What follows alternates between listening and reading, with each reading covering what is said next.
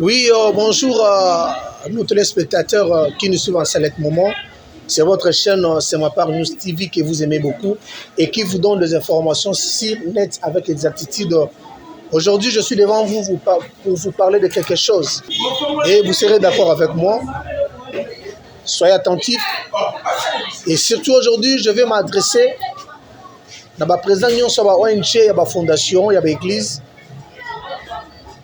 Tout niveau commercial, je vais vous parler de quelque chose qui va vous intéresser aujourd'hui. Et c'est à votre faveur aussi.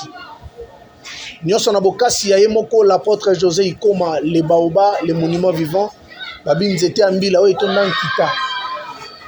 un artère social, l'artère du développement, qui est venu soutenir ses frères, qui est venu travailler pour l'intérêt intercommunautaire, pour l'intérêt de notre pays, la République démocratique du Congo. Et je vous signale que nous sommes en direct de la République démocratique du Congo, et précisément en Kinshasa, notre belle capitale. Et si je parle le même langage avec Montréal, je reste Mazina. Mazina, le réalisateur le plus emblématique, le réalisateur le plus prêt et le plus compétent. Partons en image, afin d'entrer dans notre émission Let's Go.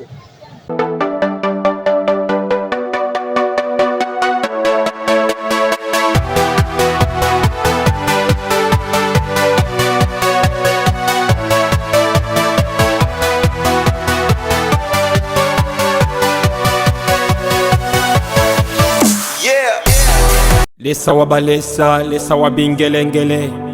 Nazo bengo mokonzi wakataka makambo batu. Jésus yaka nanu s'il te plaît mokonzi nanga. Yako kata makambo batu s'il te plaît nzambe na bomoyo. Emmanuel. Oriamana sobra Abanga mokonza chaka bakonzi wako mitango akobelela nzambu akataka makambo yondo juba bachele soma sanctification bakoma baprofete sekosa lelo mosala abanga moto abotola bakulu na machete na mabwa apesa bible bakoma kote ya yo liloba wakomi tango akoluka mokonzi Yesu oluka nzambu akataka makambo ya batu oluka nzambe longolaka soni oluka nzambe futaka koluka nzambe yakowe Yesu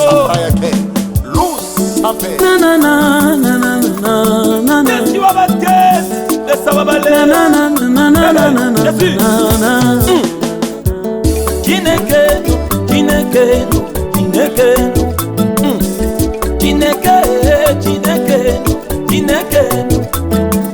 Duelio awa zambalole Duelio awa zambalole Yakoluka na kokira papa bana Yakoluka bangomba, mon appui, Yonde décision finale, papa ban, papa robinet alola, amina, sabena la lela libanga, sabena pole la bambula, amina, chamu yango, Yeso.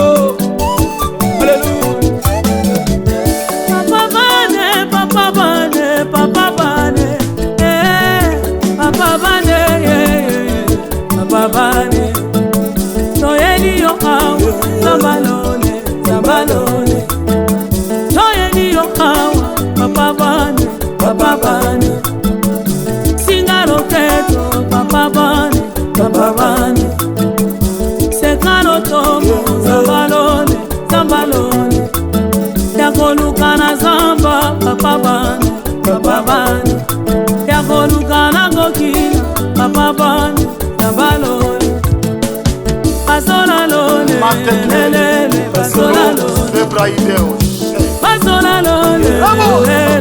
Pasola lone, tolingi tomona Yesu, pasola lona,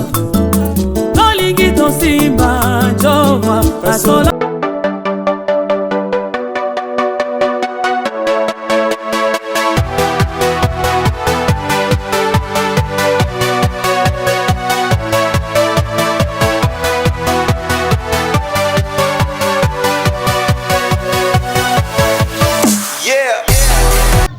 Voilà, merci beaucoup. Nous sommes de retour dans notre plateau. Car on est dans le Lelo, tu reçois la pena longue et à large. L'apôtre José Ikoma n'expliquera bien le à chaque fois qu'on a rêvé ma mémoire nabino. Dans la vie, il y a les héros. Les héros bazalaka. Bateau va travailler l'époque. Bateau va marquer l'époque. Laisse-moi vous informer que aujourd'hui, nous sommes en train de parler de l'église des réveils. Mais il y a un héros. Pour celle qui est l'église des réveils, ils ont en pleurs. C'est notre papa, père à son âme, Alexandre Adinabal. C'est un héros. C'est un monument. Mais qui n'est pas parmi nous aussi, père à son âme. Et aujourd'hui, nous sommes fiers de parler des églises des réveils. Il y a aussi une dame. Pendant que notre papa Alexandre Dinabal a mené réveil dans Makamo état de l'église des réveils, mais il y a une dame qui nous a soulevé qui a mené réveil dans Makamo état de combat spirituel. Mais ce n'était pas facile pour ne pas comprendre la vision. Il y a maman Nabiso Elisabeth Olangi. Mais lelo presque l'église Nyonso, jour na combat spirituel. C'est grâce à cette dame, maman Nabiso Elisabeth Olangi. Mais aujourd'hui aussi, il y a un mouvement qui est en train de basculer dans notre pays. Namakambo est libre orphelinat ONG. Moi, je sais à l'époque, il y avait des gens qui prêchaient dans des bis, mais qui ne parlaient pas des orphelinats. Soyez un peu sérieux. Bazaro lobela makambo ba prière, makambo ba campagne d'évangélisation na bango. Mais il y avait un moment, Dieu a soulevé une personne. Alors, nous sommes crainte. C'est l'apôtre José Ikoma, c'est Ambila, les monuments vivants. Cet homme a commencé à prêcher. Il était critiqué à l'époque, insulté même. Il y avait même des pasteurs. Qui peut mener mais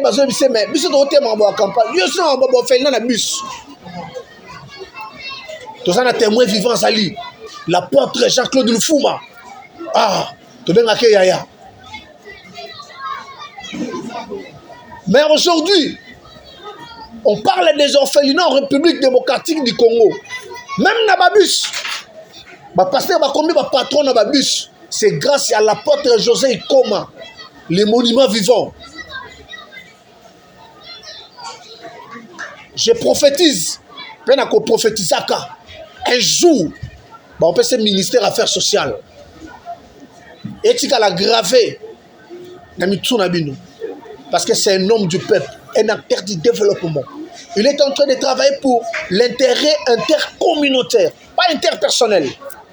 Il prêchait dans des bus, mais il prenait son argent.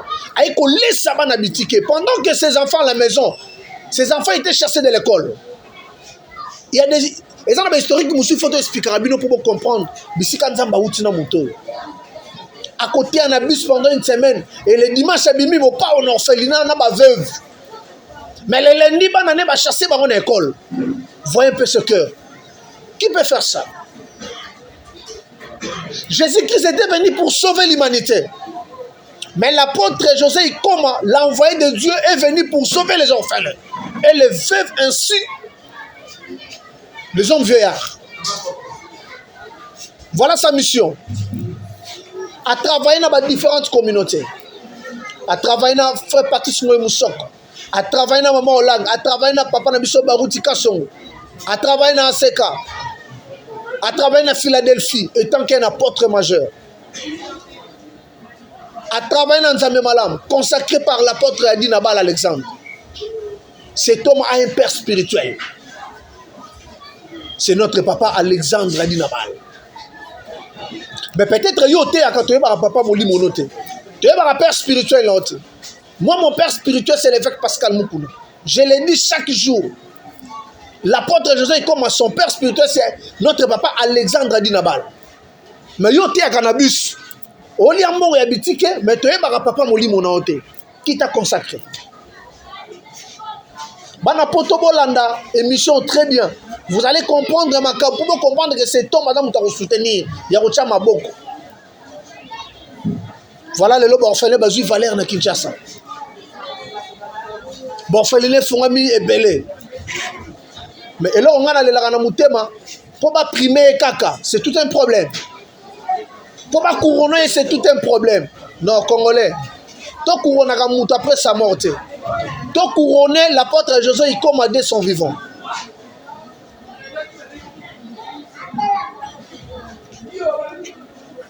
Jésus-Christ est venu pour sauver l'humanité.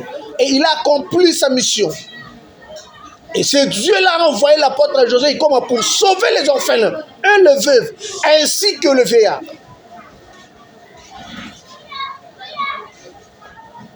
Yango to tangela bino makambo to expliquer bino tellement c'est une icône, un monument vivant. Adana posa batu tout bala na lokolo na ye. Un homme du peuple, il mange avec son peuple. Tala batu gouvernement zoluka. Avant d'appeler ça bino message clair. Il y a une émission de l'eau. J'aimerais mieux. Voilà, on a une interview naïe. L'apôtre José Ikom. Et si je parle le même langage avec Montréal, j'aurais ce Mazina, le réalisateur le plus près, le plus compétent, le plus emblématique. Puis ça, une interview l'apôtre José Ikom.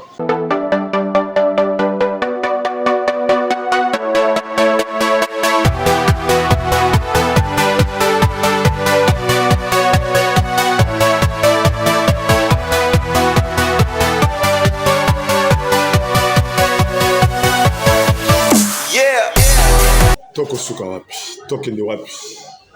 Na mulonga sumbu oyo nanga. Bana bamisani ndako. Bana bamisani losambo. Tomemeli bande konyoso. Bakozali bakoko na biso na chaîne ya télévision, chaîne ya YouTube, na ba réseaux sociaux. Tozali na spécial achat parcelle, opération achat parcelle. To lancé yango, to bandaki yango 1er avril. Elle est là, tous allez kokoba, kobengisa, kosenga, kobeta porte na mutu nyonso ya moto malamu. Oyo azala makoki muke, oyo nzambe apambola, asunga, ba orphelin, ya sema part, esika oyo koma ya bango, ba beta tolo, eza na batu ba parents bazali ba grand-père ba grand-mère bazali o ba kokode bango ko minimiser muke oza na ngote ndenge ba français balobaka tout fait nombre muke ebele na yo il innove la force ndenge ba belge balobaka et dans l'ensemble on peut faire quelque chose de bon to bengi ici bande ici sans citer les noms parce que c'est une affaire de tous. Mais quelques-uns, les messages na bibebu na biso, les messages koleka leka awa, to kozanga te kotanga bango. Donc la maman ni maman, arc-en-ciel, maman, la maman des opprimés, maman Marie, Olive Lembe Kabila, Kabange, papa Raïs, le président de la République, Fatih Beton, avec la première dame, maman Denise Yankeo.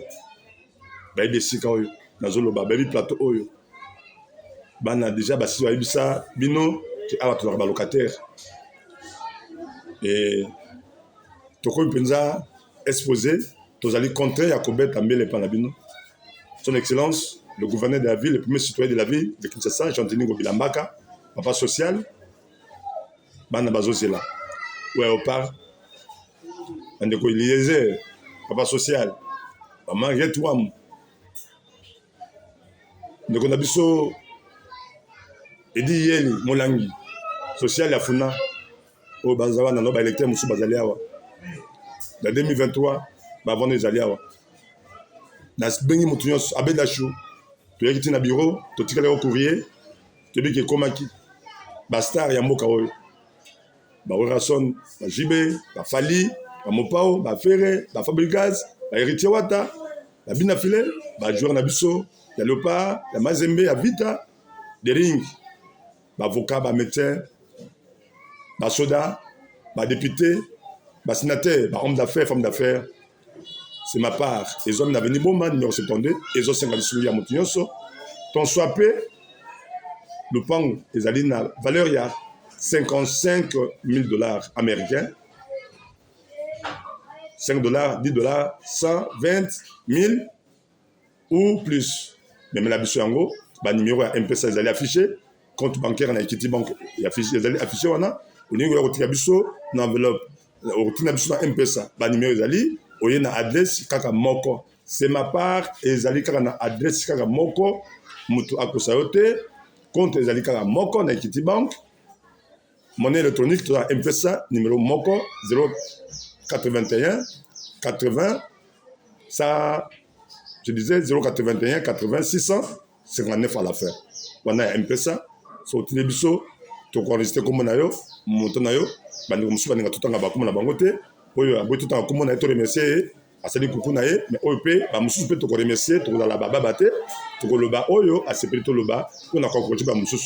Dambena ba orphelin à cause d'un attaque pambolayo, que Dieu vous bénisse, tout ça cause là, ici na bino, ya moutios, ba pasteur, tout bo salité na banana menyos. Merci beaucoup. Que Dieu vous bénisse.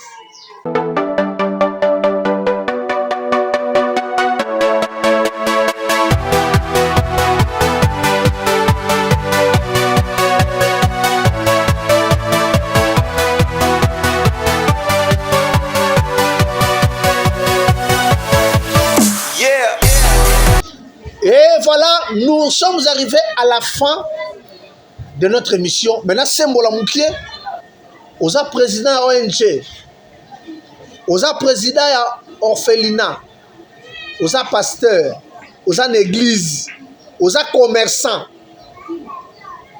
Apôtre José Ikoma a sali rassemblement des fondations d'ONG unies au Semapa, en sigle. C'est Rafounik. Rassemblement oyo Rafounik ye pour na kosunga bato baza faible. Bato baza non structuré te. A couvrir bino lokola maman soso. Boza lokola bana soso baza na se même maman zipiki bino. Boya ko s'adhérer na Rafounik. Et pourquoi s'adhérer na Rafounik? Et ça pour na ko protéger bino devant l'État.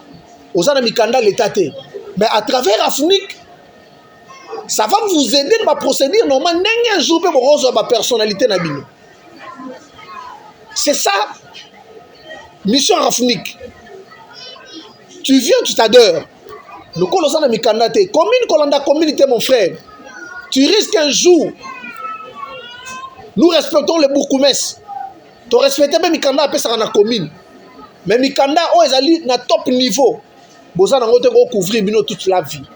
Il y a un portage comme un moteur, mais il y a un bitike, il y a un veuve, il y a un homme de veilleur à l'hôpital, il y a un c'est pour l'intérêt intercommunautaire. Rafounik. Boya ko s'adhérer. Ba fiche ya adhésion yango. Je reste mazina hotel Sabino ngo na bilili. Fiche ya adhésion yango. Oye o s'adhérer. Oko commencer ma part te. Mais ozali ko s'adhérer lié dans ces mapas. Mais à travers ces mapas né tokola ki so procédure ndenge ni un jour pour la personnalité juridique. Ndenge ni un jour pour comme en ordre dans l'état. Parce que oyibi l'état ba né belé tu risques un jour ko ta boloko il faut que tu saches nos vérités. Mais apôtre José il comme na mutema za ngo habité na sunga bandeko na ba congolais. Mboka na Congo. Venez vous adhérer. Bandeko ebele ba bandi la s'adhérer. Na émission ko landa to relaxa bino ba image ndenge nini ba baza ko s'adhérer. Capitaine Lolo à sa soda. Mais ça s'adhérer na Rafounik parce que c'est quelqu'un on appelle na projet na yi. To tanga ba comme mususu lelo mais to solo ba sur le plan général. Mais ça n'a pas de comme si ça s'adhérer déjà. La Kisabino ne te pas savoir on affiche l'adhésion. La porte est grandement ouverte. Toujours bien Abino Soboya. L'apôtre José il commence à ranquiner, à problématique était, à moutou abato linga batu. Kota musa sangona ye na se akuitite. Kota musa sangone mabe na se ya genete. Mais il a besoin de tout le monde. Il a besoin de tout le monde. Si tu ne m'as pas compris, il y a qu'un avenir bon numéro 72. Na commune à Selemba aux références derrière l'hôpital sanatorium. L'orphelin c'est ma part. Tobo ils sont qui bien interprété ma bé. J'insiste. Rafounik c'est pour aider ma fondation, ma orphelinat, ma homme d'affaires au bazar en ordre dans l'état. Rafounik est dans le col à maman. Il y a Soso mais bino dans le col à bana Soso, bazar na se à maman Soso. Mais est-ce que maman Soso na relaxa bino procédure normal, n'enga ni bo comme en ordre dans l'état parce que liboso awa va ezobeta.